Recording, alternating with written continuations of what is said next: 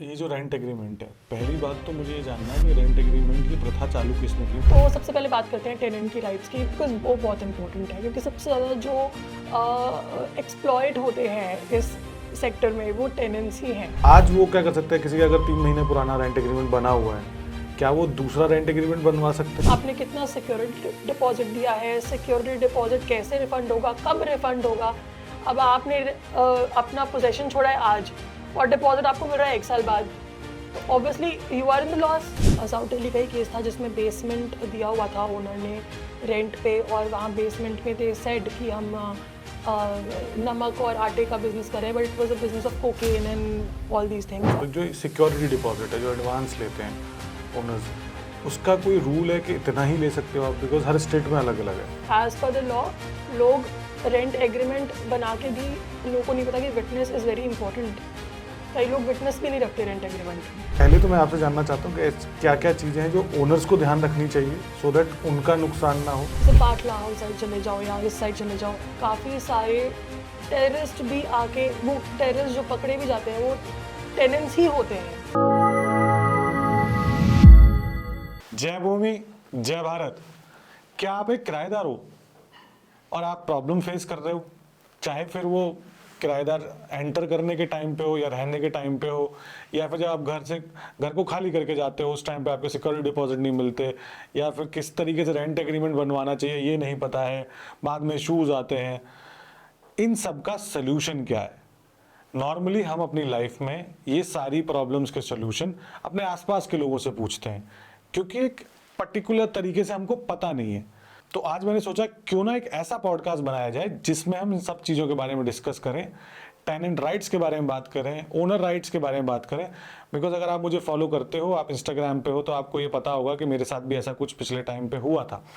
तो इसीलिए आज मैंने जिनको इनवाइट किया है वो आज आपके सारे डाउट्स, और आपको स्पेशली बताएंगी भी कि आपको घर रेंट पे लेने से पहले क्या क्या चीज़ों का ध्यान रखना चाहिए।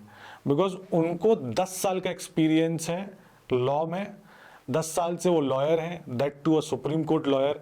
तो आज की जो हमारी गेस्ट हैं कनिका भारद्वाज जी, उनसे समझते हैं कि अगर आप घर रेंट पे लेने जा रहे हो तो आपको क्या क्या चीज़ें देखनी चाहिए, क्या क्या चीज़ों का ध्यान रखना चाहिए, सो दैट आपका जो रेंट वाला पीरियड है 1 साल 2 साल जो भी आप उस घर में रहने वाले हो वो सुखमय और आनंद तरीके से निकले। चलिए समझते हैं आप। सो the idea of the podcast is let's talk about legal rights of tenant and landlord, because आज as we are growing in the economy and especially real estate की जिस तरीके से प्राइसेस बढ़ रहे हैं, तो tenants भी ज़्यादा बढ़ रहे हैं ऑलरेडी। एंड बड़े शहरों में तो लोग ज़्यादातर प्रेफर करते हैं एज अ टेनेंट रहना, रेंट पे रहना, बिकॉज घर के प्राइसेस बढ़ते हुए चले जा रहे हैं। तो एज अ लॉयर मैं आपसे पहले तो समझना चाहता हूँ कि टेनेंट एंड लैंडलॉर्ड दोनों की ही बात करें तो उनके बेसिक राइट्स होते क्या हैं, और initially let's not go first to the rent agreement, but उससे पहले क्या क्या चीज़ें टेनेंट को भी देखनी चाहिए और लैंडलॉर्ड को भी देखनी चाहिए, and then they should go for the rent agreement. तो पहले उसके बारे में थोड़ा सा बात करते हैं। तो जैसा आपने मुझसे पूछा कि राइट्स क्या हैं, बिकॉज आपने यह राइटली सेड कि अब टेनेंट्स भी बढ़ेंगे, ऑब्वियसली बात है, क्योंकि प्रॉपर्टी के प्राइस इतने हाई जा रहे हैं टेनेंट्स, और स्पेसिफिकली नोएडा या एनसीआर में देखो इतनी फैक्ट्रीज हैं, इतनी एमएनसीज हैं, तो लोग आएंगे यहाँ रहेंगे, और यंग लोग आएंगे, ऐसा भी नहीं जो बहुत एक्सपीरियंस लोग आएंगे। यंग लोगों को जनरली पता भी नहीं है क्या लॉज हैं, उनके क्या राइट्स हैं। जो एक्सपीरियंसड है उनको पता भी है काफ़ी हद तक, बट लीगली अगर मैं बात करूँ तो सबसे पहले बात करते हैं टेनेंट की राइट्स की, बिकॉज वो बहुत इंपॉर्टेंट है, क्योंकि सबसे ज़्यादा जो एक्सप्लॉयट होते हैं इस सेक्टर में वो टेनेंट्स ही हैं, क्योंकि अल्टीमेटली जो अपर हैंड रहता है वो कहीं ना कहीं लैंडलॉर्ड का रहता है, जनरली भी एंड लीगली भी अगर आप देखो, बिकॉज वो प्रॉपर्टी का मालिक है तो उसका अपर हैंड रहेगा ही रहेगा, उसकी मर्जी चलेगी। बट लॉ कहता है कि जो टेनेंट्स हैं उनके पास सर्टेन राइट्स हैं जो लैंडलॉर्ड वायलेट नहीं कर सकता। सबसे पहला जिस राइट के बारे में बात करूँगी वो है बेसिक नेसेसिटीज़ प्रोवाइड करना, या बेसिक नेसेसिटीज़ में कमी नहीं आनी चाहिए, चाहे आप रेंट पे कर रहे हो या आप रेंट पे करने में डिले हो गए हो। बेसिक नेसेसिटीज़ जैसे कि इलेक्ट्रिसिटी, वाटर बिल्स, ये है जो इंसान को चाहिए। अपार्ट फ्रॉम दैट ये उसके फंडामेंटल राइट्स भी हैं। कोई भी इंसान रहेगा कैसे अगर आप उसे इलेक्ट्रिसिटी नहीं दे रहे हो, अगर आप वाटर का सप्लाई नहीं दे रहे हो उसको, तो हाउ विल ही सर्वाइव? तो ये उसके फंडामेंटल राइट्स भी हैं। Apart from that obviously as a tenant भी उसके राइट्स हैं कि जो लैंडलॉर्ड है वो बेसिक नेसेसिटीज़ देगा ही देगा, अपार्ट फ्रॉम दैट कि वो रेंट पे कर रहा है या नहीं कर रहा। लॉ कहता है अगर वो रेंट पे नहीं कर रहा तो आप लीगल चैनल यूज़ करो, आप लीगल नोटिस भेजो कि भाई आप रेंट नहीं पे किया, ये आपका रिकवरी अमाउंट है, आप इतना रेंट पे करो, आप लीगली उसको रिकवर करो, लीगल नोटिस भेजो, आप रिकवरी सूट डालो, राइट? या आप उसको एविक्ट कर दो, एविक्शन कर दो उसकी, उसको प्रॉपर नोटिस पीरियड दो, उसको निकाल दो, बट आप उसके बेसिक नेसेसिटीज़ नहीं रोक सकते हो, नंबर 1। नंबर 2, जो टेनेंट का राइट है वो है दैट उसको फेयर रेंट देना है, मतलब अनफेयर रेंट डिमांड नहीं कर सकता। जो लैंडलॉर्ड है उसको फेयर रेंट डिमांड करना होगा, एंड अनफेयरली वो इंक्रीज भी नहीं कर सकता। फॉर एग्जाम्पल अगर मैं बोलूँ जैसे इंडस्ट्री स्टैंडर्ड में अगर 10% का इंक्रीज रेट चल रहा है कि हर साल 10% इंक्रीज होगा, अगर सब लोग आसपास के लोग भी वही कर रहे हैं, रीजनेबल जो रेट ऑफ मतलब इंक्रीज है रेट में, वही लैंडलॉर्ड को करना पड़ेगा। अगर वो सडनली आके बोलता है, फॉर एग्जाम्पल से समझाती हूँ। फॉर एग्जाम्पल एक टेनेंट है, वो रह रहा है 1 साल से एक पर्टिकुलर घर में, उसके बाद सडनली जो लैंडलॉर्ड है आउट ऑफ नो वेयर, कोई नोटिस नहीं, कोई कुछ नहीं, सडनली वो आके कहता है कि हमने आपका 40% से रेंट इंक्रीज कर दिया नेक्स्ट मंथ से। उसको नोटिस दे दिया, लीगल नोटिस कि ये लो तुम्हारा जो रेंट है वो तो 40% से हम इंक्रीज कर रहे हैं। दिस इज अनरीजनेबल, लैंडलॉर्ड ये नहीं कर सकते। तो अगर 10% का इंक्रीज वो चाहे कर सकते हैं कि भाई 1 साल हो गया है, 10% का इंक्रीज आप कर लो, उस पर भी म्यूचुअल अग्रीमेंट होगा। अगर टेनेंट मना कर देता है तो वो जो अरेंजमेंट है वो काम नहीं करेगा, या तो आप प्रॉपर रेंट एग्रीमेंट बनाओ। ठीक है, इसी पे मेरा एक सवाल है कि ये जो रेंट एग्रीमेंट है, पहली बात तो मुझे ये जानना है कि रेंट एग्रीमेंट की प्रथा चालू किसने की, बिकॉज मैं खुद इसका भुक्तभोगी हूँ कि रेंट एग्रीमेंट जिस तरीके से बन रहे हैं आज, स्पेशली मैं अगर एनसीआर की बात करूँ तो बहुत एक लेमैन टर्म में वो बेसिक फॉर्मेट पता नहीं वो सदियों से चला आ रहा है, वही फॉर्मेट फॉलो हो रहा है। तो पहले तो एक रेंट एग्रीमेंट बनाने का भी एक प्रोसेस है क्या कोई? दूसरा इसी में कि रेंट एग्रीमेंट के अलावा भी और कोई ऐसे ऑप्शंस हैं, because obviously there are options in other markets not in NCR, और वो ऑप्शंस क्या हैं एंड वो कैसे रेंट एग्रीमेंट से बेटर हैं, या कैसे एक इंसान स्पेशली टेनेंट की कैसे हेल्प करते हैं? राइट, सो जब रेंट एग्रीमेंट बहुत इम्पॉर्टेंट है, लोग उसको बहुत लाइटली लेते हैं, चाहे वो टेनेंट हो या वो लैंडलॉर्ड हो। रेंट एग्रीमेंट एक ऐसी चीज़ है सबसे ज़्यादा लाइटली लिया जाता है, ना उसको पढ़ा जाता है उसमें क्या लिखा है। एक स्टीरियोटाइप्ड रेंट एग्रीमेंट का फॉर्मेट आज भी चल रहा है। आप मुझे जो भी अभी टेनेंट्स हैं 100 रेंट एग्रीमेंट दिखा दो, 100 की 100 ऑलमोस्ट सेम होंगे, गूगल से कॉपी पेस्टेड होंगे, ना वो लॉयर से पढ़ाए गए होंगे ना वो बनाए गए होंगे। और ख़ासकर जनरली ये होता है कि लैंडलॉर्ड अपने आप ही बना देता है, या जो नोटरी वाले बैठे होते हैं उनके पास एक स्टैंडर्ड फॉर्मेट होता है, वहीं से निकाल के छपा के उसमें साइन करो, नोटराइज करो, चलो भाई हो गया हो गया। तो ये जो रेंट एग्रीमेंट है सबसे बड़ी प्रॉब्लम है। लैंडलॉर्ड को इतनी प्रॉब्लम नहीं होगी बट टेनेंट्स को बहुत प्रॉब्लम होगी, क्योंकि अपर हैंड तो लैंडलॉर्ड का ही रहने वाला है, प्रॉपर्टी उसकी है, he is the owner, he can do anything in that property. वो अपने कभी भी वो अपने पर्सनल यूज़ के लिए भी वापस मांग लेगा आपसे उसको। बट आप कहाँ स्टैंड करते हो? टेनेंट्स को ये समझना बहुत ज़रूरी है कि रेंट एग्रीमेंट में आप सारे क्लॉजेस लिखवाइए, आप सब कुछ लिखवाइए रेंट एग्रीमेंट में कि इतना प्राइस होगा, इतने % इंक्रीज़ होगा, इंटरफेरेंस नहीं होगी लैंडलॉर्ड की, पीसफुल पोजेशन हमें मिलेगा, पीसफुली इंजॉय करूँगा मैं प्रॉपर्टी को, कोई इलीगल काम मैं उसमें नहीं करूँगा। साथ ही में सारी रिस्ट्रिक्शंस, क्योंकि कई लैंडलॉर्ड्स होते हैं जो रिस्ट्रिक्शंस डालते हैं कि भाई हम आप पार्टी नहीं करोगे रात को, ठीक है, आपके यहाँ गेस्ट नहीं आएंगे आपके घर में, आप कुत्ता नहीं रखोगे अपने घर में। तो ये जो रिस्ट्रिक्शंस हैं ये सारी आप लिखवाइए। अगर 10 रिस्ट्रिक्शंस हैं तो 10 की 10 आप लिखवा दो ना, ताकि 11वीं ना आए। अगर आप ओपन छोड़ दोगे, अगर आपने रेंट एग्रीमेंट में सिर्फ 10 ही क्लॉजेस लिखे हैं, बाकी सब कुछ आपने ओपन छोड़ दिया, तो डिस्प्यूट तो आना ही है। आपने कितना सिक्योरिटी डिपॉजिट दिया है, सिक्योरिटी डिपॉजिट कैसे रिफंड होगा, कब रिफंड होगा। अब आपने अपना पोजेशन छोड़ा है आज और डिपॉजिट आपको मिल रहा है 1 साल बाद, तो obviously you are in the loss. तो आप ये टाइम पीरियड स्पेसिफाई करो कि आप 2 दिन के अंदर डिपॉजिट वापस करोगे, 1 दिन के अंदर करोगे, 7 दिन के अंदर करोगे। तो ये जो म्यूचुअली टर्म्स हैं ये आप पहले से डिसाइड करो, जो टेनेंट्स नहीं करते हैं। टेनेंट्स को लगता है चलो मिल गया पोजेशन, काम खत्म, चलो घुस जाओ, सामान लिया और घुस गए। ऐसा नहीं होना चाहिए। There is a legal procedure, क्योंकि बाद में जब डिस्प्यूट आएगा तो tenants will be in the lower hand. ये बात समझनी पड़ेगी। तो ये जो स्टैंडर्ड चल रहा है इसको तोड़ना पड़ेगा। एंड जो रेंट एग्रीमेंट है उसको आप अच्छे से बनवाइए, उसमें सारे क्लॉजेस लिखवाइए कि बेसिक नेसेसिटीज़ आप नहीं रोकोगे, रिपेयर एंड मेंटेनेंस का क्लॉज डलवाइए उसमें। अच्छा, एक चीज़ और मैं बहुत इंपॉर्टेंट बता देती हूँ। जनरली लैंडलॉर्ड्स या जनरली जो कमर्शियल प्रॉपर्टीज़ होती हैं, ऑफिस स्पेस हो गया, ठीक है, या फिर लैंडलॉर्ड्स जो होते हैं, जो ओनर्स होते हैं, वो क्या करते हैं, अग्रीमेंट में लिखवा देते हैं आर्बिट्रेशन क्लॉज। ये क्या ये होता सबसे बड़ी प्रॉब्लम है। 2 क्लॉजेस सबसे बड़ी प्रॉब्लम है, एक तो आर्बिट्रेशन क्लॉज और एक ज्यूरिसडिक्शन। और ये जो क्लॉजेस हैं ये कोई लेमैन बता ही नहीं सकता, ये लॉयर ही बताएगा। तो सिंस हम आज कर रहे हैं पॉडकास्ट तो मैं बता देती हूँ व्यूअर्स को कि आर्बिट्रेशन क्लॉज सबसे पहले आपको चेक करना है। आप कोई भी प्रॉपर्टी ले रहे हो या फिर आप टेनेंट भी हो, आपको चेक करना है आर्बिट्रेशन क्लॉज। क्योंकि अगर as per the law arbitration clause अगर होता है तो अगर इन केस ऑफ डिस्प्यूट, जब कभी कोई डिस्प्यूट आता है लैंडलॉर्ड और टेनेंट के बीच में या बायर परचेजर के बीच में, तो आप सिविल सूट नहीं डाल सकते। अगर आर्बिट्रेशन क्लॉज पे आपने साइन कर दिया है तो फिर आप आर्बिट्रेशन में ही जाओगे। वो क्या होता है, थोड़ा सा इसको आर्बिट्रेशन में बता देती हूँ। Arbitration is a different process. It's a process of मेडिएशन basically, कि आउट ऑफ कोर्ट सेटलमेंट हम कह सकते हैं लेमन लैंग्वेज में। इसमें मैं बता देती हूँ, आर्बिट्रेशन में एक स्पेसिफिकली कोई अपॉइंट करते हैं, आर्बिट्रेटर होता है जो फैसला लेता है, जज नहीं होता। मतलब you can not go to the court.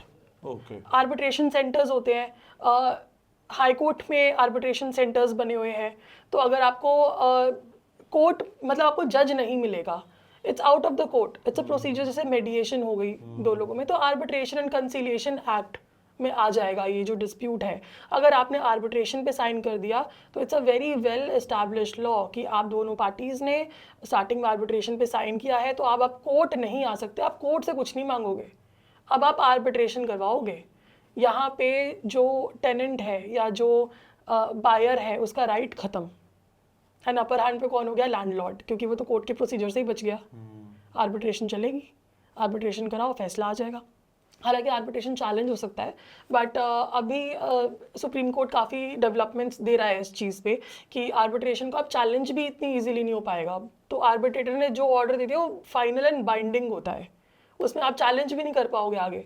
तो आपको कितनी हारेसमेंट है, ये people don't know this. Arbitration के और नुकसान क्या होते हैं for specially for tenant? Arbitration के नुकसान ये हो सकते हैं कि आपको एक प्रॉपर लीगल प्रोसीजर, जो कोर्ट से जो जजमेंट आती है वो बाइंडिंग, मतलब एक एग्जीक्यूशन होता है कोर्ट से। अगर आप रिकवरी करो, जो भी करो, आप कोर्ट के थ्रू जा सकते हो, बट वो कोर्ट का राइट आर्बिट्रेशन खत्म कर देता है। तो आर्बिट्रेशन होता है कि आर्बिट्रेटर बैठा होगा, वो मेडिएटर, एक तरह से मेडिएटर है, और पार्टीज आमने सामने बैठी होंगी, और जो आर्बिट्रेटर है वो अपने हिसाब से जजमेंट दे देगा। ही इज़ नॉट अ जज। तो ये एक बहुत बड़ी प्रॉब्लम है। दूसरा, जुरिसडिक्शन क्लॉज, जो लोगों को नहीं पता। फॉर एग्जांपल, आपका ओनर बैठा है चंडीगढ़ में, प्रॉपर्टी है दिल्ली में। अब अग्रीमेंट में क्या किया, ओनर ने लिखवा दिया कि इन केस ऑफ डिस्प्यूट जो जुरिसडिक्शन है जहां आप कोर्ट डालोगे वो चंडीगढ़ में डालोगे। अब जो दिल्ली में टेनेंट है वो क्या करे, या तो वो चंडीगढ़ जाके केस डालेगा, उसका तो दिल्ली का राइट ही खत्म हो गया, ये can not file a case in Delhi now. तो ये 2 क्लॉजेस लोगों को नहीं पता, एंड सबसे ज़्यादा जो प्रॉब्लम होती है वो इन 2 क्लॉजेस की वजह से होती है, जहाँ टेनेंट ख़त्म ही हो जाता है, या बायर भी होगा कोई, वो भी ख़त्म ही हो जाता है। क्योंकि अगर वो जुरिसडिक्शन में फंस गया या आर्बिट्रेशन में फंस गया तो उसके तो राइट्स ही ख़त्म हो गए, एंड ये चीज़ें लोगों को नहीं पता। सो वेरी इंपॉर्टेंट पॉइंट्स कि जब भी आप कोई अग्रीमेंट साइन कर रहे हो, otherwise also it is very important apart from this sector, overall भी इट्स वेरी इंपॉर्टेंट कि आप आर्बिट्रेशन क्लॉज देखो। अगर आपको आर्बिट्रेशन में जाना है तभी साइन करो, एल्स उसमें गवर्निंग लॉ के क्लॉज में ये लिखवाओ that in case of any dispute both the parties will go to the court, not into arbitration. ये स्पेसिफिकली लिखवाओ उसमें। एंड सेकेंडली, जुरिसडिक्शन चेक करो, जहां आपको कन्वीनियंट पड़ता है, जो आपके पास का कोर्ट है उस कोर्ट पे सिग्नेचर्स करो, ना कि बिना पढ़े किसी दूसरे स्टेट में आप सिग्नेचर्स कर दो कि प्रोसीडिंग तो वहाँ चलेगी। तो ये 2 चीज़ें वेरी इंपॉर्टेंट। ओके। एंड अगर हम रेंट एग्रीमेंट के बात कर रहे हैं तो रेंट एग्रीमेंट के अलावा जो हम बात कर रहे थे कि इसके अलावा क्या ऑप्शंस हैं, जैसे लीव इन लाइसेंस एग्रीमेंट है, यही बोलते हैं ना उसको? राइट। सो ऑप्शंस हैं अगर आप रेंट एग्रीमेंट में नहीं जाना चाहते।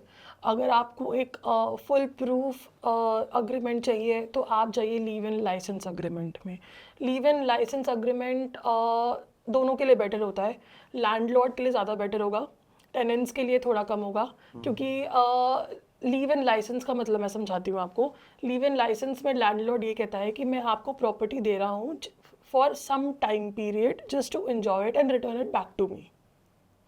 Leave and licence, that's it. मैंने लाइसेंस दे दिया फॉर सम टाइम, ये आप रखो and you can only enjoy the possession and then you give it to me after some time. ये होता है लीव इन लाइसेंस का मतलब। रेंट एग्रीमेंट में मैंने रेंट पे दे दिया। जब आप प्रॉपर्टी को रेंट पे देते हो तो टेनेंट्स के राइट जनरेट होते हैं, लैंडलॉर्ड के राइट्स जनरेट होते हैं। जब आप लीव इन लाइसेंस पे देते हो तो ना वह टेनेंट होता है ना ओनर होता है। It's a pure commercial transaction की कॉन्ट्रैक्ट हुआ है एक, कि ये प्रॉपर्टी आप कुछ टाइम के लिए रख लो और फिर मुझे वापस दे देना। तो इसमें जो लैंडलॉर्ड है थोड़ा सा उनका अपर हैंड होता है, बट ये टेनेंट्स के लिए भी बेटर है फॉर द रीज़न बीइंग कि इसमें आप अपने जो भी, इसमें आप गवर्न नहीं होते रेंट कंट्रोलर एक्ट से, आप कॉन्ट्रैक्ट एक्ट में आते हो। आप इसमें अपने मन की कोई भी चीज़ लिखवा सकते हो जो आप चाहो। तो इसमें एक पूरा आप इस पूरे अरेंजमेंट को अपने हिसाब से गवर्न कर सकते हो जब आप लीव इन लाइसेंस अग्रीमेंट में जाते हो। And leave in licence agreement में लैंडलॉर्ड के लिए बहुत अच्छा होता है फॉर द रीज़न बीइंग कि आपको इमीडिएट पोजेशन वापस मिलती है, because it's a leave in licence. आपने कोई राइट्स जनरेट नहीं किए, आपने लैंडलॉर्ड और टेनेंट्स के राइट जनरेट ही नहीं किए हैं उसमें, राइट। तो जब आपने वो राइट्स जनरेट नहीं किए तो आप उस डायरेक्शन में कोर्ट जाएगा ही नहीं कि कौन टेनेंट है कौन लैंडलॉर्ड है, लीव इन लाइसेंस में जाएगा, राइट। तो लैंडलॉर्ड के लिए बेटर ये हो गया कि उसको फटाफट एविक्ट कर सकते हो, आप फटाफट टेनेंट को निकाल सकते हो, आपको पोजीशन वापस मिल सकती है।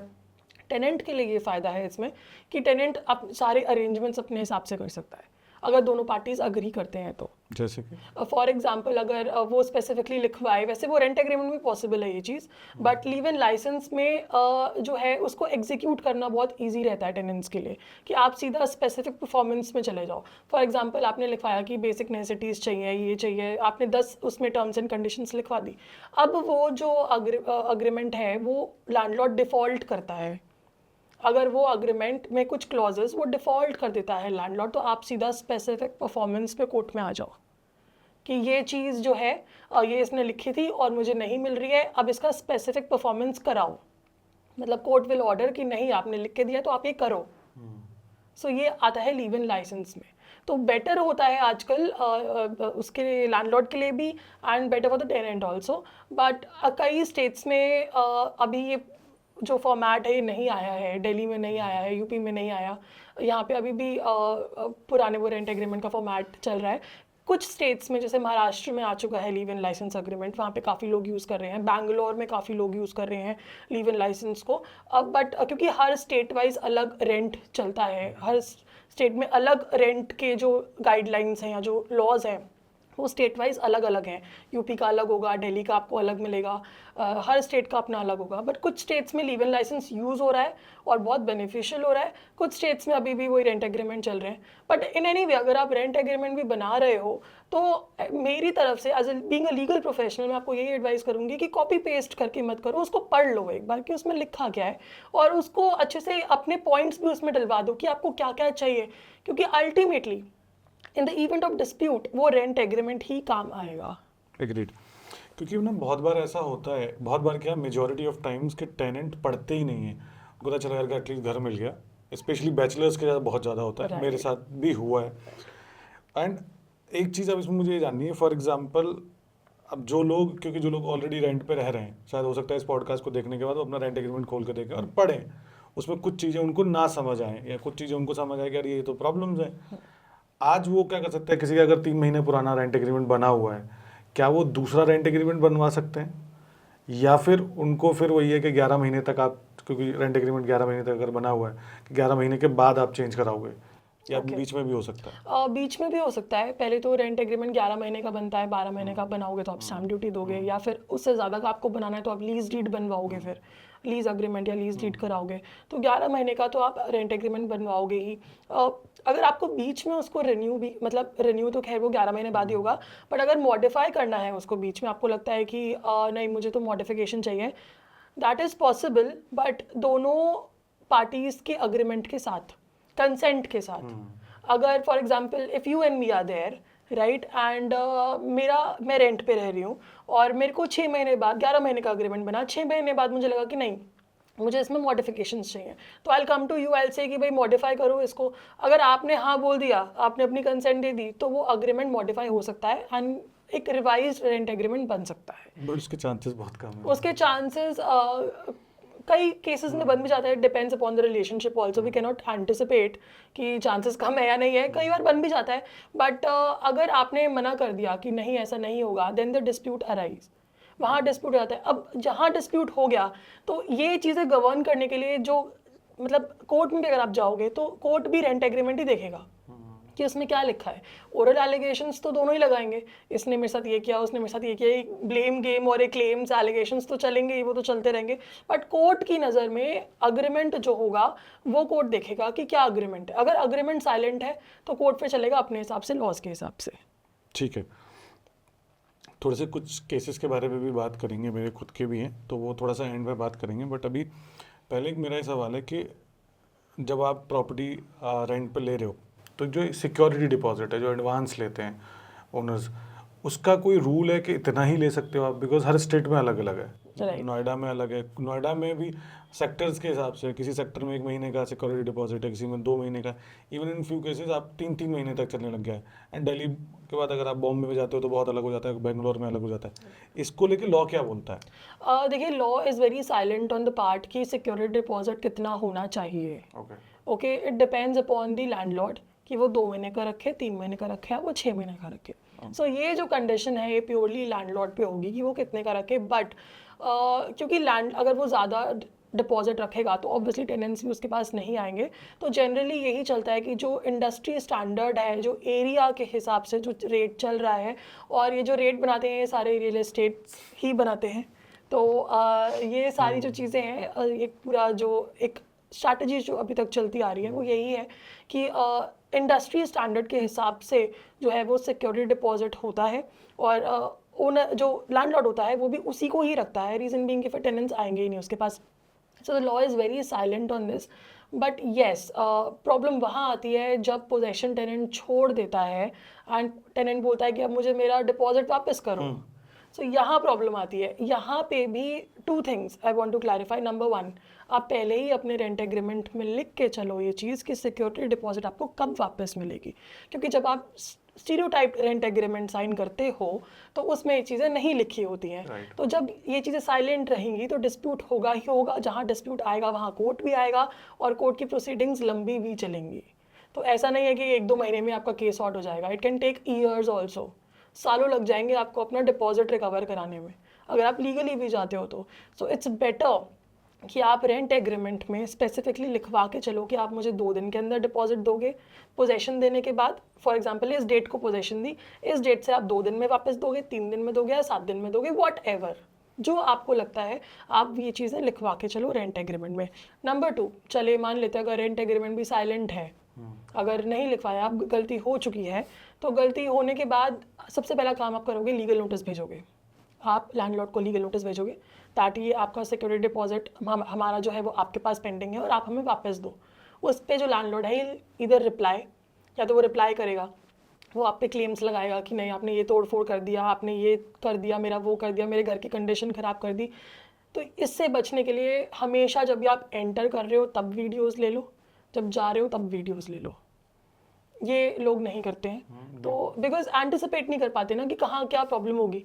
तो आप सबसे पहले जब आप घर में जा रहे हो, take a video and keep it, आप लैपटॉप में सेव कर लो या पेन ड्राइव में सेव कर लो, और जब आप पोजेशन छोड़ रहे हो तब भी एक वीडियो बना लो, सो दैट अगर वो लैंडलॉर्ड कुछ क्लेम भी करता है तो you have the evidence in your hand कि जब हम आए थे तब भी ऐसा था और जब हम जा रहे हैं तब भी ऐसा है।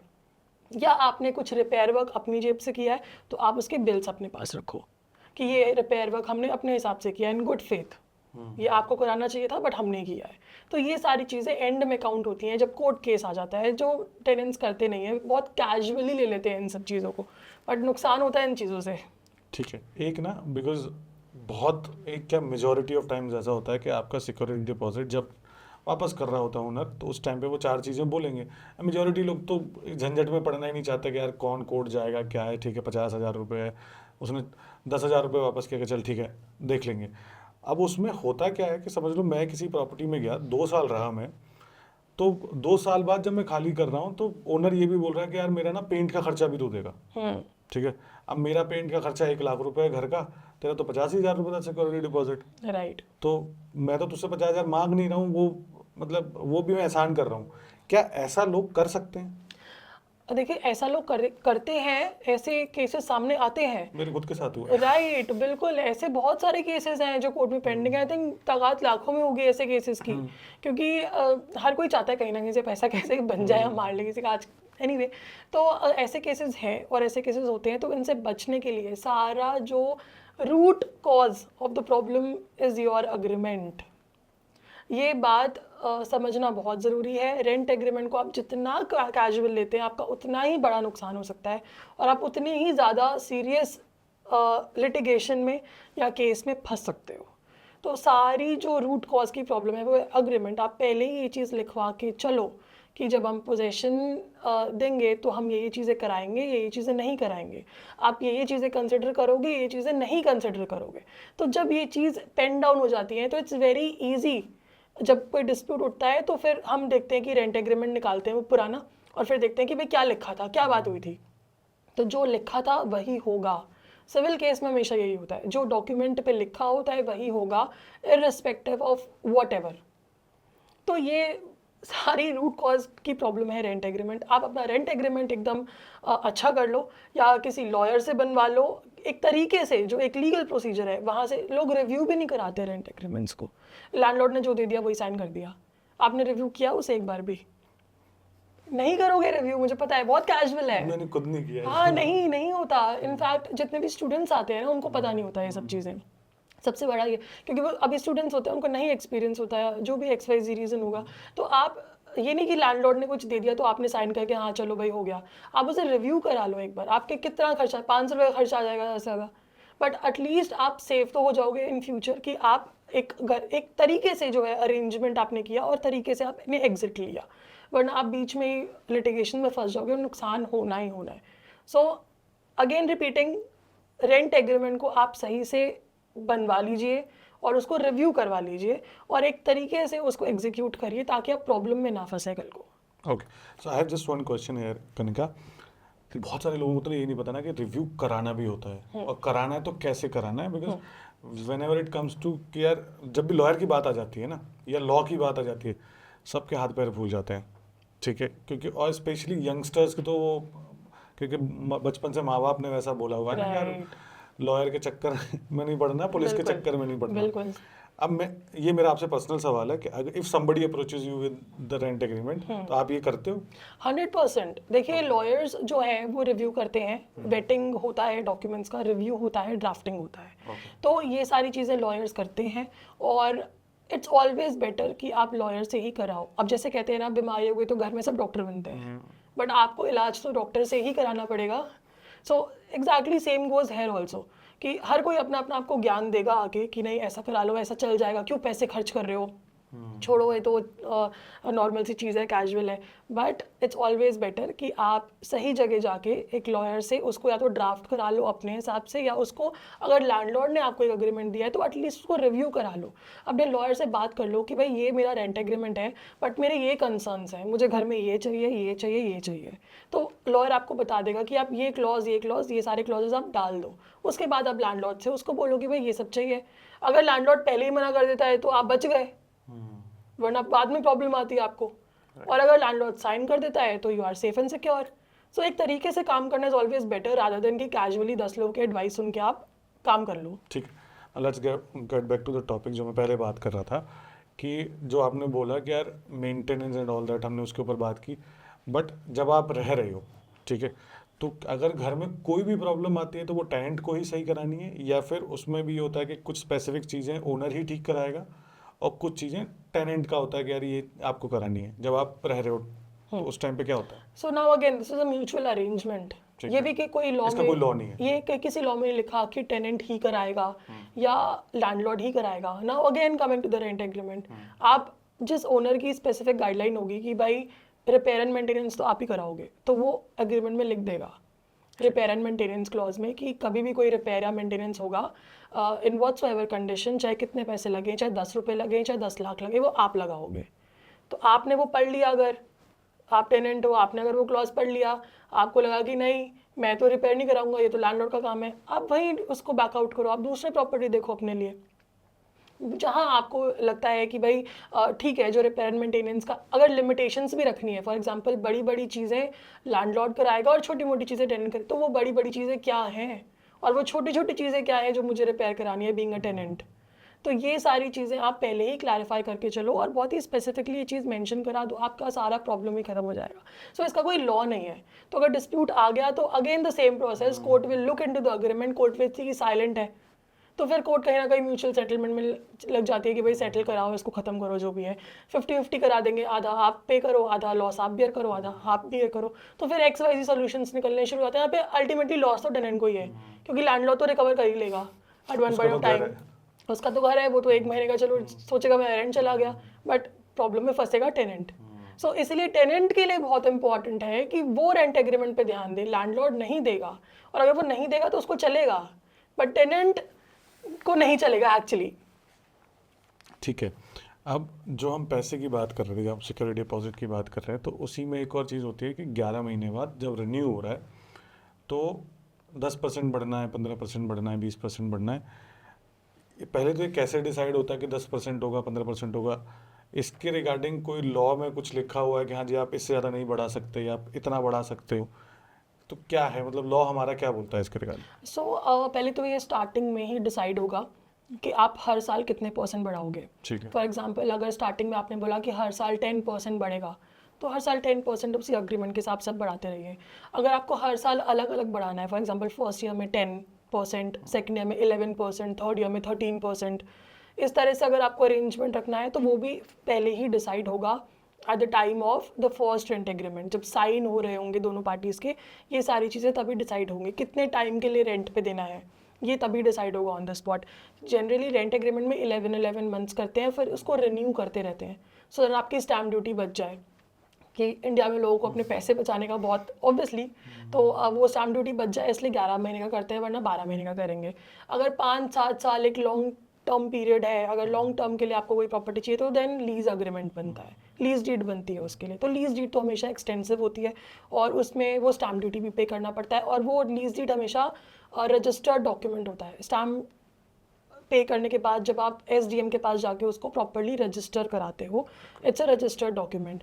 बट रेंट एग्रीमेंट आपने देखा होगा कभी भी रजिस्टर्ड नहीं होता, इट्स ऑलवेज नोटराइज्ड है। और सुप्रीम कोर्ट की जजमेंट आ चुकी है कि कोई भी notarised document is not valid, वो स्क्रैप है। तो हम कर क्यों रहे हैं ये सब? ये हम इसलिए कर रहे हैं ताकि हमारे पैसे बच जाए। That's the only point. ये बहुत ही कैजुअली लिया जा रहा है इस चीज़ को, क्योंकि कोई भी नोटराइज डॉक्यूमेंट होता है, चाहे वो GPA हो, SPA हो। जैसे GPA का आपने देखा होगा, नोटरी करा लेते हैं लोग, इट इज़ नॉट वैलिड, वो वैलिड ही नहीं है। सेम विद रेंट एग्रीमेंट, अगर आप रेंट एग्रीमेंट करा लेते हो, ये इस्टेब्लिश हो जाएगा दैट लैंडलॉर्ड कौन है और टेनेंट कौन है, ये रिलेशनशिप आप इस्टेब्लिश कर पाओगे। बट उस रेंट एग्रीमेंट क्या क्या लिखा है वो आप इन्फोर्स नहीं कर पाओगे। लोगों को रेंट एग्रीमेंट भी बनाना नहीं आता, मैं सही बता रही हूँ आपको। एज पर द लॉ लोग रेंट एग्रीमेंट बना के भी लोगों को नहीं पता कि विटनेस इज़ वेरी इंपॉर्टेंट। कई लोग विटनेस भी नहीं रखते रेंट एग्रीमेंट में। 2 या 3 विटनेस हमेशा होने चाहिए एज पर द लॉ। हाँ, एज पर ये 2 विटनेस तो हमेशा होने चाहिए कि इनके सामने ये बातें हुई, right. So 2 witness has to be there एक रेंट एग्रीमेंट को वैलिड करने के लिए।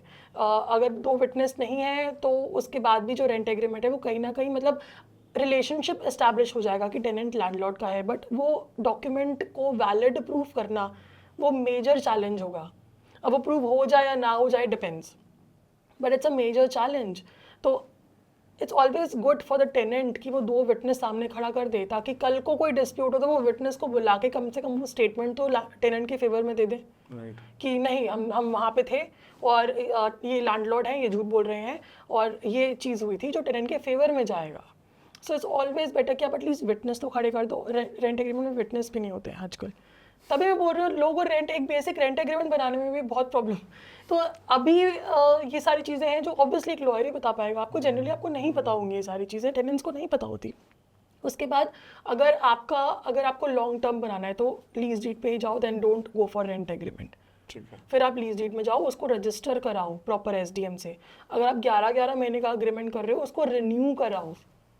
आप रिन्यू नहीं, रेंट एग्रीमेंट एक्सपायर हो जाता है 11 महीने में। लोग 2-3 साल काट देते हैं एक ही घर के अंदर विदाउट रिन्यूइंग देयर एग्रीमेंट। वो कोर्ट में जाएंगे तो वो तो एक ही साल का एस्टैब्लिश हुआ ना, उसके बाद तो कोर्ट तो बोलेगा आपका तो रेंट एग्रीमेंट एक्सपायर, आप आए क्यों यहाँ पे, किस कैपेसिटी से आए हो आप।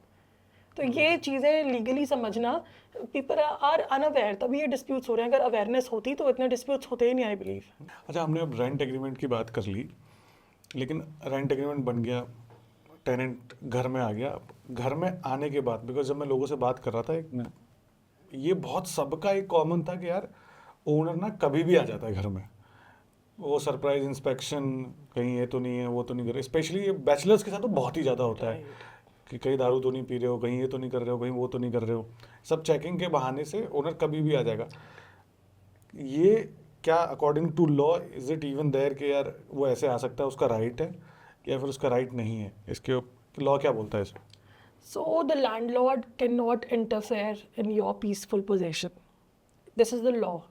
ये टेनेंट का राइट है कि उसको एक पीसफुल पोजेशन मिलेगा। लैंडलॉर्ड हर दूसरे दिन, हर तीसरे दिन उसको परेशान करने नहीं जा सकता, तो इसका भी एक प्रॉपर अरेंजमेंट होता है। ये राइट तो लॉ ने दे दिया है आपको, बट इसको एग्जीक्यूट करना आपके हाथ में है। So law always says that अगर आप सो रहे हो तो law can not save you, right. Law ने तो राइट दिया है आपको, बट अगर आप ही सो रहे हो तो लॉ कुछ नहीं कर सकता फिर। तो ये आपके हाथ में है। आपको पता है कि ये आपका राइट है कि आपको जो है पीसफुल पोजेशन मिलेगा और जो लैंडलॉर्ड है वो इंटरफेयर नहीं करेगा। अब आपको उसको एग्जीक्यूट करना है, तो आप अपने रेंट एग्रीमेंट में चीज़ स्पेसिफिकली लिखवाइए। पूरा अरेंजमेंट होता है कि अगर लैंडलॉर्ड आएगा तो एक दिन पहले नोटिस देगा या 2 दिन पहले नोटिस देगा। अगर उसको कुछ रिपेयर वर्क करना है या मेंटेनेंस करना है तो पहले एडवांस नोटिस देगा, जिसके हिसाब से जो टेनेंट है वो अपनी सेटिंग कर ले या अपना जो भी है काम अपना निपटा ले, एक तरीके से उसको करेगा। अगर उसको चेक करना है, इंस्पेक्शन करनी है, तो उसको इतने दिन पहले एक नोटिस जाएगा या कॉल जाएगा या कुछ भी, आप किसी भी तरह से कम्युनिकेट करोगे टेनेंट को कि भाई हम 2 दिन बाद हमें ये इंस्पेक्शन करनी है, या इतने दिन बाद कोई आ रहा है, या मैं खुद आ रहा हूँ इंस्पेक्शन करने के लिए या चेक करने के लिए कि क्या प्रॉब्लम है। तो ये आप उसको एडवांस में बताओगे, ऐसा नहीं हो। एंड सेकेंडली, आप ऑड आवर्स में भी नहीं जा सकते उसके घर में, उसके रेंटेड प्रीमाइसेस में। ये नहीं कि आप नोटिस तो दे रहे हो, लेकिन आप दे रहे हो कि मैं तो 12 बजे आऊँगा रात को या 11 बजे आऊँगा रात को, ऐसा नहीं होता। आप प्रॉपर वर्किंग टाइम में आप जाएंगे, इंस्पेक्शन करेंगे एंड वहाँ से निकल जाएंगे। तो ये जो चीज़ है ये टेनेंट को ध्यान में रखनी है, क्योंकि आप जितने भी रेंट एग्रीमेंट्स देखोगे उसमें ये सब चीज़ें नहीं होती हैं, या ज़्यादा से ज़्यादा एक लाइन लिखी होगी बस कि the tenant will enjoy the peaceful possession, ये एक लाइन लिखी होती है, उसमें आगे अरेंजमेंट नहीं दिया होता कि एडवांस नोटिस देना है या कम्युनिकेट करना है। इनफैक्ट आई वुड सजेस्ट कि कम्युनिकेट करने का आप नंबर भी दे दो, फ़ोन नंबर की, इस मेल आईडी पे आप कम्युनिकेट करोगे, इस नंबर पे कम्युनिकेट करोगे रेंट एग्रीमेंट में। एग्जैक्टली क्योंकि लैंडलॉर्ड कभी कभी कहीं किसी और कहीं पे वो तो बोलेगा मैंने यहाँ आपको कम्युनिकेट किया था, मेरे पास तो यही नंबर है आपका, ठीक है। तो इस तरह से they can play the games, but लिखवा दो स्पेसिफिकली कि मेरा ये वर्किंग नंबर है, this is my WhatsApp, this is my mail I D and this is my personal घर का address, this is my rent, जो भी एड्रेस ऑब्वियसली रेंटेड तो पता ही होगा।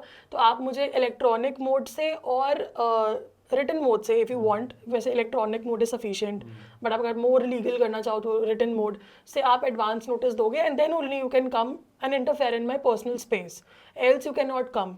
और ऑड आवर्स में तो आप बिल्कुल भी नहीं आओगे कि 2 बजे आ रहे हो, 3 बजे आ रहे हो। और रही बात कि अगर ओनर कहता है कि मुझे तो चेक करना था कि आपको इलीगल एक्टिविटी तो नहीं कर रहे, so owner can not do that, वो नहीं कर सकता ये सब चीज़ें। हाँ, सीसीटीवी लगवा सकता है एंट्रेंस पे, वो लगवा दे अगर प्रॉब्लम है तो, या जो भी है, बट पर्सनल स्पेस के नहीं इंटरफेयर कर सकते, and this is the law. तो अगर आपने रेंट एग्रीमेंट में लिखवा दिया तो आप इसको एग्जीक्यूट कर सकते हो, आप लैंडलॉर्ड के अगेंस्ट केस भी कर सकते हो, आप कोर्ट में भी जा सकते हो। बट अगर आपने कहीं लिखवाया ही नहीं है कि क्या है, तो वो अरेंजमेंट फिर आप कोर्ट में भी कैसे प्रूव करोगे। फॉर एग्जाम्पल, अगर आपने रेंट एग्रीमेंट नहीं लिखवाया, पर्सनल इंटरफेरेंस के बारे में रेंट एग्रीमेंट इज साइलेंट, तब भी आप केस कर सकते हो प्रोवाइडेड आपके पास एविडेंस हो। ओके।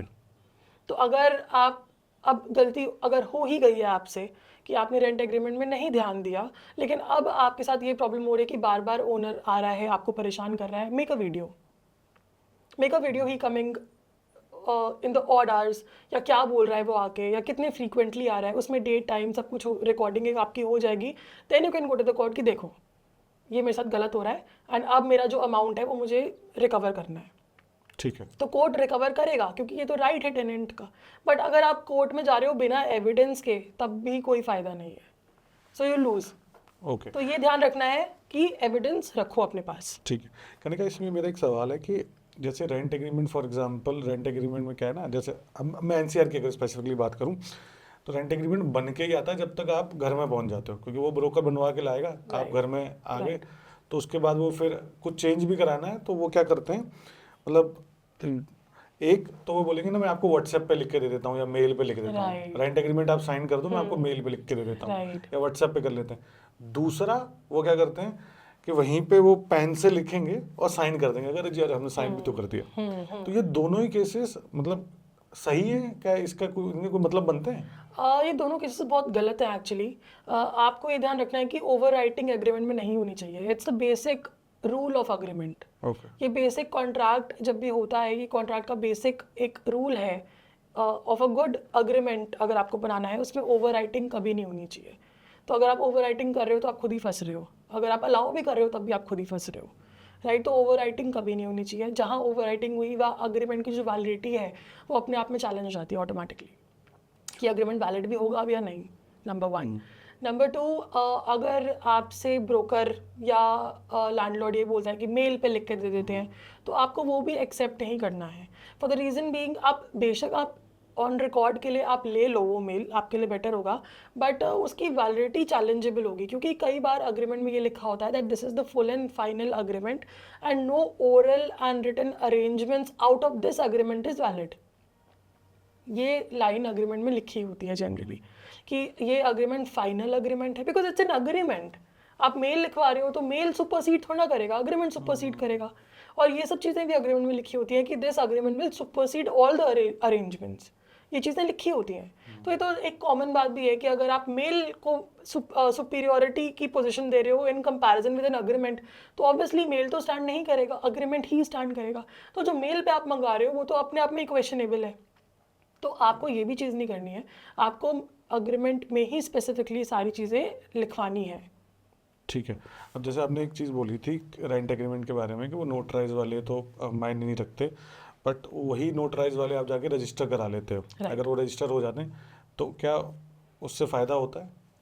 100%। देखिए, अगर आपका छोटा अमाउंट है तो आप नोटराइज भी करा लो, तो इट्स ओके। अगर आपका 11 मंथ्स का है या यू आर नॉट श्योर कि मेरे को इस प्रॉपर्टी में कितने टाइम तक रहना भी है नहीं रहना, तो देन तो आप नोटराइज करा के भी रख सकते हो, बिकॉज जो डिस्प्यूट के चांसेस हैं वो ऑब्वियसली कम हो जाते हैं क्योंकि you can always pack your bags and go.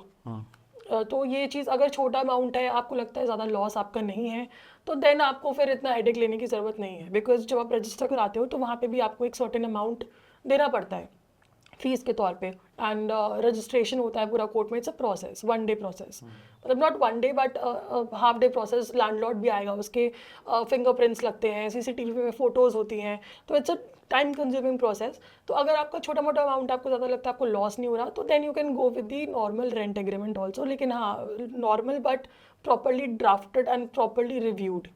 But in case आपकी कोई कमर्शियल प्रॉपर्टी है, आपका बहुत ज़्यादा पैसा लग रहा है, आपको पूरा ऑफिस वर्क स्पेस चाहिए, अगर ऐसा कुछ है तो 100% you should go for the registration. फिर आप उसको नोटराइज मत कराइए, क्योंकि जहाँ डॉक्यूमेंट नोटरी होता है तो नोटरी खुद क्वेश्चनेबल है, क्योंकि सुप्रीम कोर्ट की जजमेंट आई हुई है that all notarize document are scrap.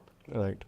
तो आपने देखा होगा ऐसे जीपीए भी जो नोटरी करा देते हैं उसकी वैलिडिटी पे क्वेश्चन आ जाता है कि वेदर इट्स वैलिड और नॉट, ये इशू बन जाता है। तो validity is only the questionable, right. तो अब आप बड़ा अमाउंट अगर कहीं पे इन्वॉल्व कर रहे हो, आपकी सिक्योरिटी डिपॉजिट बहुत हैवी अमाउंट है, आपका रेंट बहुत ज़्यादा है, आप लॉस अफोर्ड नहीं कर सकते, उस केस में never go for the notarised agreement, always go for the registered one and proper stamp duty पे करके प्रॉपरली उसको रजिस्टर कराइए।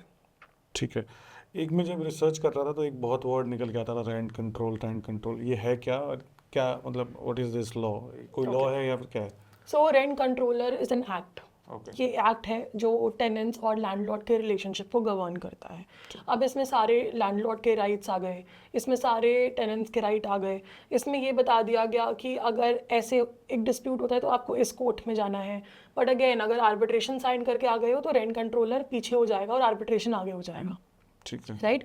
तो रेंट कंट्रोलर वो है, अगर आपका अग्रीमेंट साइलेंट है चीज़ों को लेके, तो then rent controller will intervene. अब जैसे एविक्शन होता है, eviction petition is a clause under rent controller act, कि अगर आप टाइम पे नहीं कर रहे हो, अगर आप अपना रेंट पे नहीं कर रहे हो, तो लैंडलॉर्ड हैज़ द राइट कि वो आपको एविक्ट कर दे। तो वो एविक्शन पिटिशन कोर्ट में फाइल कर सकता है, फॉलोड विद लीगल नोटिस। पहले आपको लीगल नोटिस देगा कि आप खाली करो, फिर हो सकता है आपको एक्सटेंशन दे कि आपको पहले ही बोला हुआ है खाली करो, आप खाली नहीं कर रहे, ये एक्सटेंशन है, इतना दे रहा हूँ, उसके बाद आप तब भी खाली नहीं हो रहा है, तो उसके बाद वो एविक्शन पिटिशन डाल सकता है कोर्ट के अंदर। तो ये जो सारी चीज़ें हैं वो गवर्न करता है रेंट कंट्रोलर। सो बेसिकली अगर मैं लेमन लैंग्वेज में बताऊँ तो लैंडलॉर्ड और टेनेंट का जो भी रिलेशनशिप है उसको रेंट कंट्रोलर गवर्न करता है। ओके। एक चीज़ और मैं और मेंशन कर देती हूँ, आजकल ना एडवर्स पोजेशन का बहुत इशू चल रहा है। क्या ये कि एडवर्स पोजेशन ये होता है कि फॉर एग्जांपल कोई टेनेंट है या कोई टेनेंट ही लेते हैं, अगर कोई टेनेंट है वो 12 साल तक एक प्रॉपर्टी पे बैठा हुआ है कब्जा लेके, और लैंडलॉर्ड ने कभी वो प्रॉपर्टी क्लेम नहीं की और कभी उससे प्रॉपर्टी वापस नहीं मांगी, वो रेंट पे कर रहा है नहीं कर रहा, कोई उससे फ़र्क नहीं पड़ता, तो 13वें साल में वो प्रॉपर्टी उसकी हो जाएगी। Landlord can not claim that property. पूरी प्रॉपर्टी उसकी? यस, तो दिस इज एडवर्स पोजेशन। ये एडवर्स पोजेशन का केसेस में बहुत सारे सुप्रीम कोर्ट के ऑर्डर्स भी आए हैं, काफ़ी बार ऐसा हुआ भी है। तो आपको हमेशा याद रखना है, खासकर लैंडलॉर्ड को, कि आप अपनी property claim, this is why rent agreement has to be renewed again and again again. This is the reason, क्योंकि अगर आप 12 साल तक कोई टेनेंट आपकी प्रॉपर्टी में बैठा हुआ है तो 12 साल तक आपने ना कोई क्लेम किया, ना आप इस्टेब्लिश कर पा रहे हो कोई कि मैं लैंडलॉर्ड हूँ, वो टेनेंट है, ना कोई रेंट का लेन देन है, टेनेंट कैश में पे किए जा रहे हैं, आप कैश में लिए जा रहे हो, कोई रिकॉर्ड नहीं है किसी चीज़ का, और आपने क्लेम भी नहीं की प्रॉपर्टी, आप बैठे हो किसी दूसरे स्टेट में कहीं पे, आपको हाँ चलो चल रहा है, रेंट आ रहा है कैश में, क्या दिक्कत है। 13वें साल में वो टेनेंट मुंह उठा के वो प्रॉपर्टी ले जाएगा आपके हाथों से, क्योंकि this is adverse possession case. तो आपको हमेशा याद रखना है कि जो अपना रेंट एग्रीमेंट है, दिस इज़ द रीज़न कि आप 11-11 महीने में रिन्यू कराओ ना उसको, ये तो ताकि एटलीस्ट आप ये, अब जहाँ पे ये इस्टेब्लिश हो गया कि टेनेंट और लैंडलॉर्ड का रिलेशनशिप है और रेंट आ रहा जा रहा है, तो फिर भी आप बच जाओगे। ठीक है यार, हमने मोस्टली सारा ना टेनेंट के रिगार्डिंग बात कर ली है, थोड़ा सा ओनर पे भी बात Right. करते हैं अब, क्योंकि ज़्यादातर नुकसान टेनेंट का होता है, बट हाँ ऐसा भी नहीं है, कुछ टेनेंट भी ऐसे होते हैं जिनकी Right. वजह से ओनर्स का नुकसान भी Right, होते हैं, right. और ऐसे भी लोग हैं।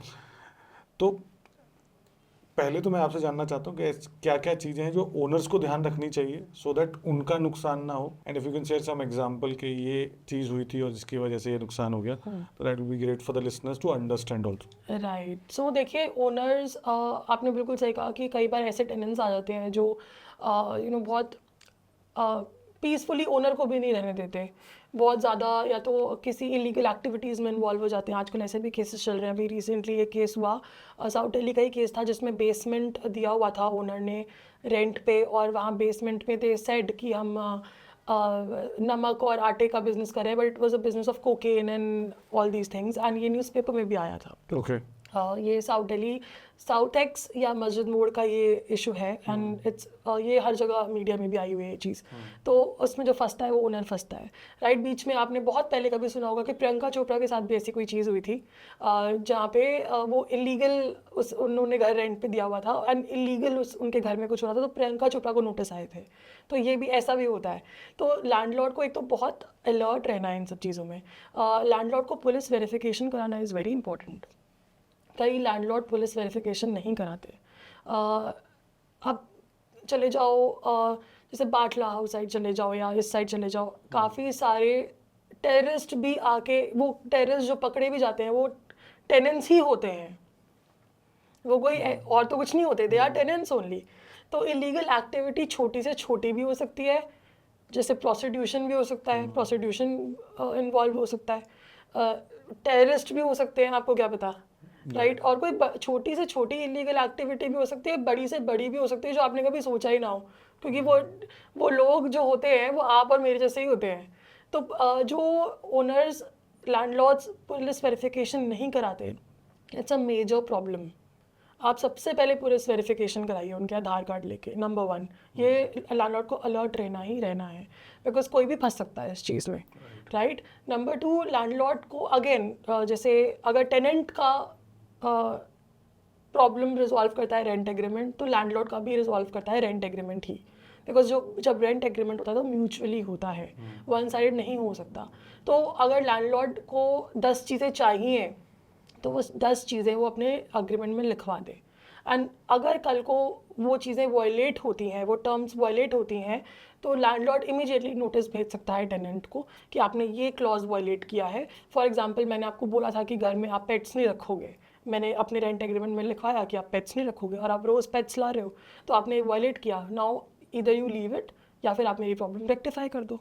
सो the landlord has the right to send a legal notice, and obviously तब नहीं करता अगर टेनेंट, तो वो निकाल सकते हैं इस ग्राउंड पे, ब्रीच ऑफ अग्रीमेंट के ग्राउंड पे ही कैन एविक्ट द टेनेंट।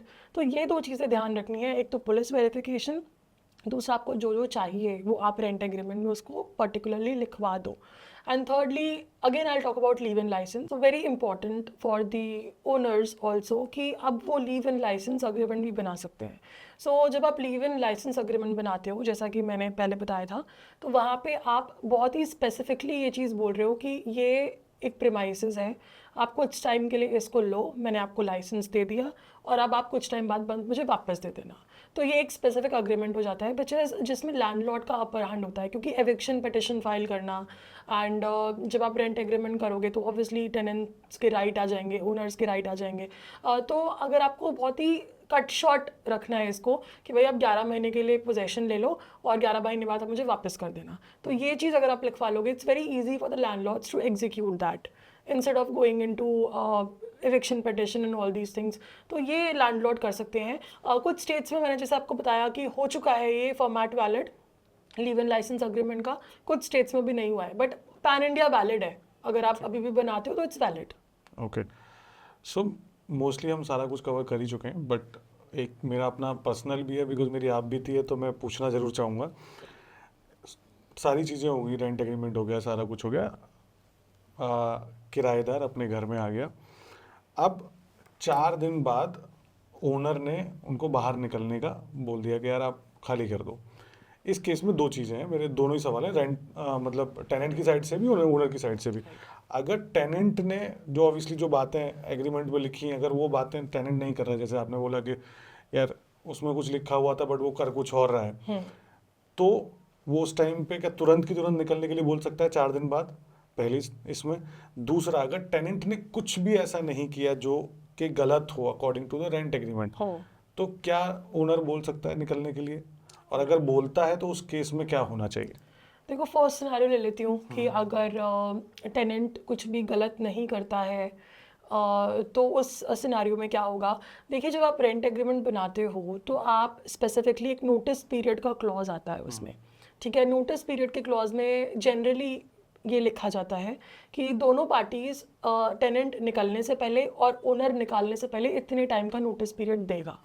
तो अगर वो आपने अग्रीमेंट साइन कर लिया है तो नोटिस पीरियड तो आपको देना ही पड़ेगा, ना तो ओनर आपको घर से बाहर निकाल सकता है, और अगर आप चाहो तो आप भी नहीं छोड़ सकते वो प्रॉपर्टी, क्योंकि नोटिस पीरियड दे के ही आपको छोड़नी पड़ेगी। ये रेंट एग्रीमेंट गवर्न कर देता है। नंबर 2 सिनेरियो कैन बी अगर रेंट एग्रीमेंट साइलेंट है इस चीज़ के ऊपर। तो फॉर एग्जांपल, अगर टेनेंट निकलना चाहता है घर से और लैंडलॉर्ड कहता है कि नहीं, तू ऐसे नहीं जा सकता, तूने मुझे नोटिस पीरियड नहीं दिया है अभी, तो तेरे को रुकना पड़ेगा घर में, तो उसमें फिर then you can go to the court, या तो म्यूचुअली डिसाइड कर लो, या फिर you can ask from the court कि भाई इतने टाइम का नोटिस पीरियड जो है वो मिलना चाहिए। तो कोर्ट डिसाइड करेगा कि क्या प्रॉपर्टी है, किस तरह से, कितने दिन हुए हैं रहे हुए, तो कोर्ट उसके पीरियड पे एक नोटिस पीरियड डिसाइड कर देगा कि भाई इतना नोटिस पीरियड आप दो और सेटल कर लो। वाइस वर्सा, सेम ये लैंडलॉर्ड के लिए भी है कि लैंडलॉर्ड टेनेंट को निकाल नहीं सकता घर से बिना नोटिस पीरियड दिए। तो लैंडलॉर्ड को नोटिस पीरियड देना पड़ेगा। अगर लिखा है कि 3 महीने का नोटिस है तो 3 महीने का देना पड़ेगा, वरना इक्विवेलेंट जो रेंट का अमाउंट है वो देना पड़ेगा उसको। तो लैंडलॉर्ड भी निकाल नहीं सकता है टेनेंट को घर से बाहर विदाउट नोटिस पीरियड। अगर अगेन अग्रीमेंट साइलेंट है on the notice period part, तो tenant can go to the court कि भाई मेरे को क्यों निकाल रहे हो, मेरे को नोटिस पीरियड तो दो, मैं कहाँ जाऊँगा इतनी जल्दी, एक दिन में आपने मुझे बोल दिया कि भाई तू तो अगले दिन निकल जा। तो टेनेंट बोलेगा कि मुझे नोटिस पीरियड चाहिए, तो court will grant the notice period या फिर कॉम्पेंसेशन। ओके, अब इसमें एक सवाल है मेरा कि जैसे मैं आज शिफ्ट हुआ हूँ घर में, मुझे 4 दिन बाद बाहर निकलने के लिए बोल दिया और बोला गया चलो ठीक है 1 महीने का आपका पीरियड है, उसमें 1 पीरियड में महीने में खाली कर दो। अब उस घर में 4 दिन में आके मैंने 1 लाख रुपए खर्चा कर दिया, बिल्कुल 4 चीज़ों पे खर्चा कर दिया। अब वो 1 लाख रुपए क्योंकि लीगली, क्योंकि मेरे रेंट एग्रीमेंट में, ये अपनी पर्सनल बात कर रहा हूँ, मेरे पर्सनल रेंट एग्रीमेंट में कोई भी लॉक इन नहीं था। राइट। तो थोड़ा सा इस पर भी बात बता देना कि लॉक इन क्यों इम्पोर्टेंट है। अगर लॉक इन नहीं है तो क्या ओनर अगले दिन ही बोल सकता है कि यार 1 महीने का था, क्योंकि लीगली तो वो सही है, क्योंकि लीगली तो लिखा हुआ है 1 महीने का आपने नोटिस पीरियड देना है। बट जो वो 1 लाख रुपए का नुकसान है, क्या ये चीज़ें कंसिडर होती हैं या बिल्कुल भी नहीं होती? Firstly lock in period depends upon the mindset of tenant and landlord.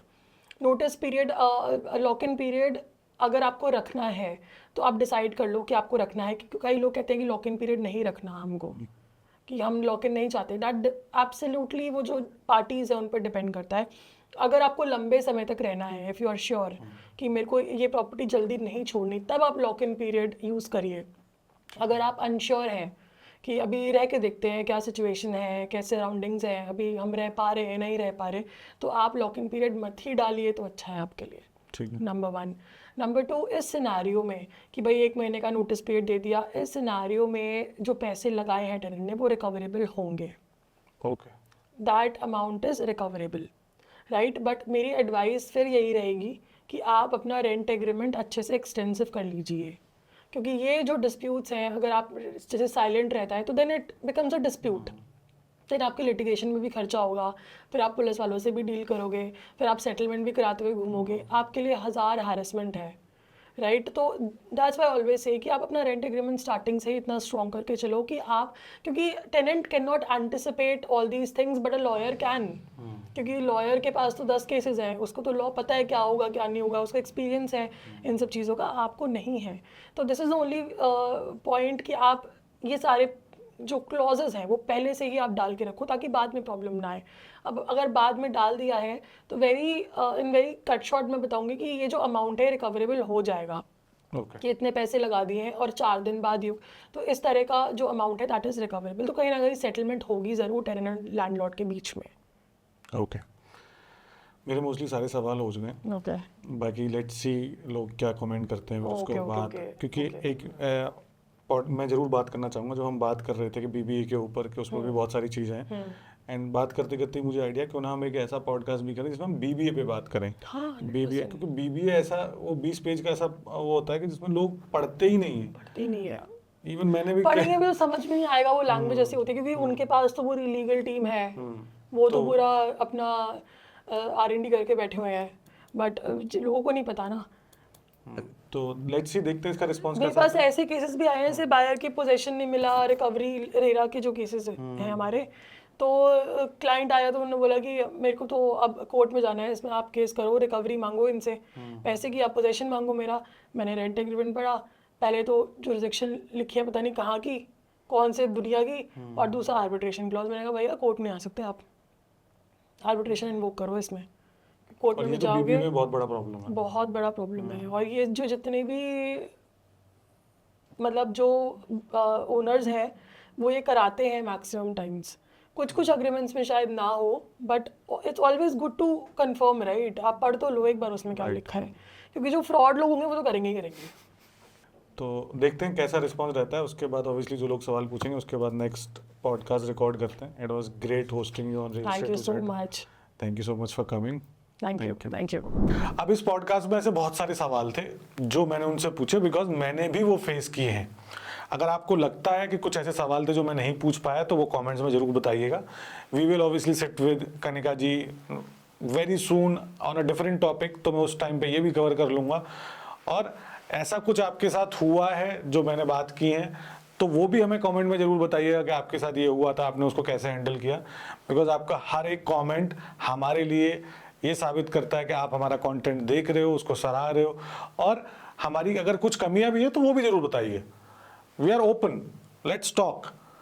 तो आगे आप और क्या सुनना चाहते हो, आप कौन से टॉपिक्स पे चाहते हो कि मैं आने वाले टाइम पे पॉडकास्ट बनाऊं, सो दैट आपकी knowledge specially about the real estate industry बड़ी हो, ज़्यादा हो, और आप एक इन्फॉर्म डिसीजन ले पाएं, चाहे वो रेंट पे घर लेने से रिलेटेड हो, या वो घर खरीदने से रिलेटेड हो, या घर बनवाने से रिलेटेड हो। इस चैनल पर हम उन सब चीज़ों के बारे में बात करेंगे जिससे आपकी नॉलेज बढ़ सकती है। तो कमेंट करना मत भूलिएगा, और इस पॉडकास्ट के साथ अभी अपने फ्रेंड्स एंड फैमिली के साथ शेयर कीजिए जो रेंट पर रह रहे हैं। मैं आपको मिलूंगा अगले पॉडकास्ट में, तब तक के लिए जय भूमि, जय भारत।